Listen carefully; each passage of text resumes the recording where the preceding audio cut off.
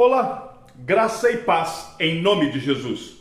Nós leremos hoje o final do livro de Juízes, do capítulo 18 ao 21, que nos traz um relato trágico, perturbador, que desce a níveis de degradação moral, culminando no terror e no derramamento de sangue em Gibeá.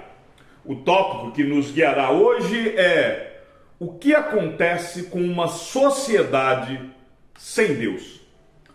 Nós vivemos numa época que aplaude a autonomia humana e rejeita todo e qualquer tipo de autoridade, inclusive a divina, como se isso fosse sinônimo de liberdade.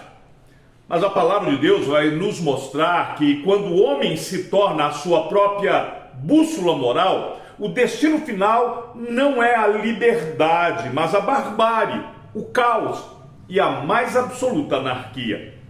O livro de Juízes se encerra com uma frase que resume perfeitamente o atoleiro espiritual daquela geração.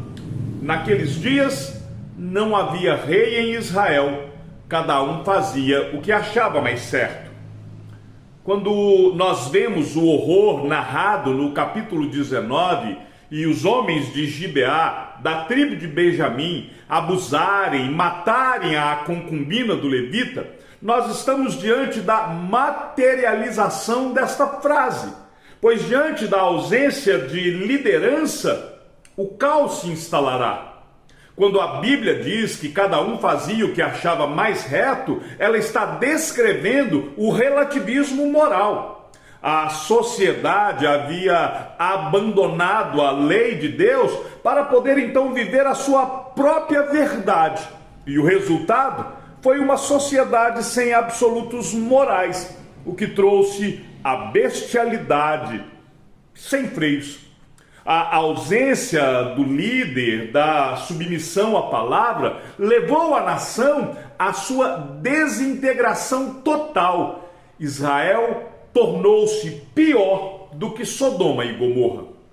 A Confissão de Fé de Westminster, no seu capítulo de número 6, que trata da queda do homem, do pecado e do seu castigo, nos lembra que o pecado original corrompeu completa e totalmente a natureza humana, de tal forma que perdemos a comunhão com Deus e nos tornamos inclinados para o mal. O horror em Gibeá é a prova da doutrina da depravação total. É o espelho do que qualquer sociedade ou qualquer pessoa é capaz de fazer se a graça de Deus for retirada.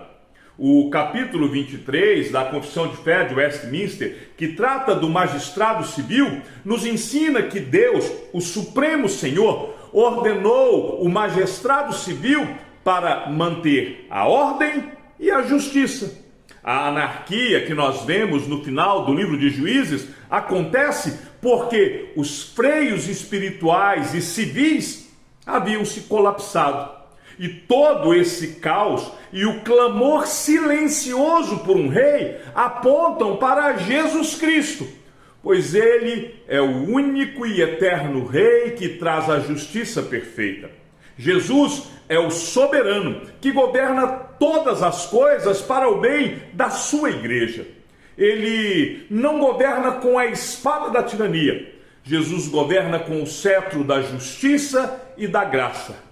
Enquanto a anarquia diz, faça o que você acha que é certo, o Evangelho diz, faça aquilo que o Rei dos Reis ordenou, porque ele é bom, a sua lei é perfeita.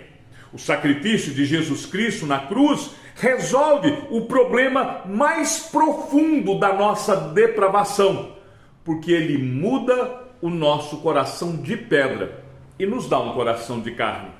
Então, qual o desafio prático para a sua vida no dia de hoje? Primeiro, reconheça a necessidade que você tem de ser governado. Pare de tentar governar o seu próprio destino. O coração humano, quando deixado a si mesmo, só produz malignidade. Jesus é o único que traz a verdadeira ordem, justiça e paz para o caos da nossa alma. Segundo, Submeta-se totalmente ao governo de Cristo. Dizer que Jesus é Salvador e não seguir os seus preceitos é tentar se enganar. A obediência prática à palavra de Deus é a prova autêntica da sua fé. Então, se você assistiu até aqui, escreva nos comentários: caos. Compartilhe este vídeo com aqueles que se perguntam por que o mundo está tão caótico e mergulhado em violência.